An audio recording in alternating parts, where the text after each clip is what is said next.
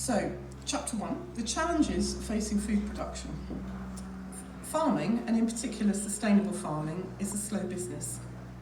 It takes time to see what affects change in a food production system, and to understand with confidence how such a system works and how it can be replicated.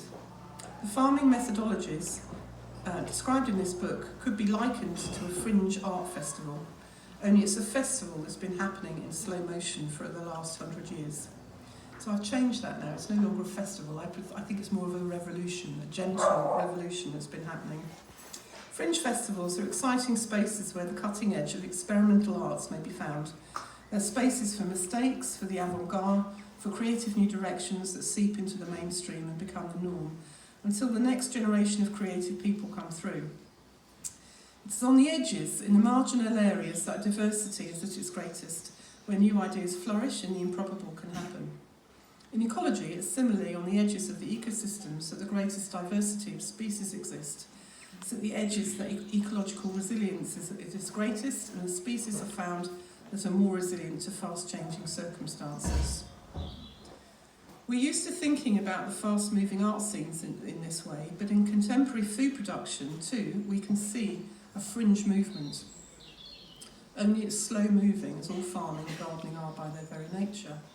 This book explores the systems found at the edges of the world of food production. It seeks to uncover how they can provide us with the answers to some of the huge challenges that face food production over the next 50 years. Food production is at a pivotal moment. In this time of escalating climate crisis, biodiversity loss, and an expanding population, creative and radical approaches are needed to pioneer ways in which we can feed ourselves with quality, healthy food without destroying the very biodiversity and environmental services upon which we depend. Because of the time it takes to develop new sustainable farming systems, the time to act is now. More resilient food production systems, farms and farmers are urgently needed. Climate change will not wait for us to catch up. The systems described in this book have been proven to work.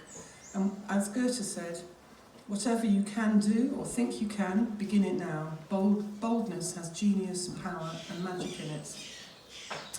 The book aims to be positive and solution-based. However, to seek the right solutions, we first need to understand the challenges that food production faces today.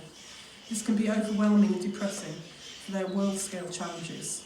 So the aim of the first part of the book is to understand these challenges in the context of food systems, because in order to understand a solution, we really need to understand the problem. Four main challenges to food production in the 21st century constitute a perfect storm. The need to both mitigate and adapt to climate change, catastrophic loss of biodiversity, rising human population and rising health issues owing to poor diet in the global north, food shortages in the global south. In other words, we need food production systems that sequester carbon, reduce fossil fuel use, resilient to extreme weather, support biodiversity, and are productive enough to feed the growing population with healthy food. And whilst doing all of this, the food producers themselves have to earn enough to support their own livelihood. So this book looks to the edges where people are passionate, creative and radical in their response to these changes. It's here where we find some of the very few ways in which all of those four challenges intersect and can also be met. I call this a toolkit of sustainable food production. Regenerative now, changed it. And these methods address all of the four challenges simultaneously.